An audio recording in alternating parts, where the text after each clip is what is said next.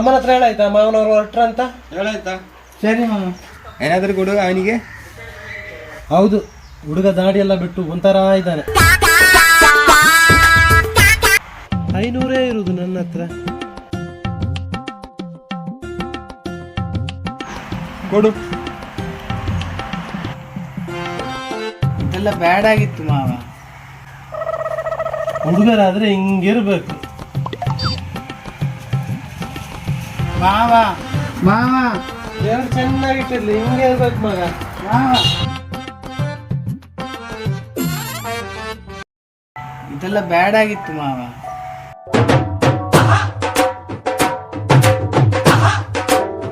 ಇದೆಲ್ಲ ಬ್ಯಾಡ್ ಆಗಿತ್ತು ಮಾವ.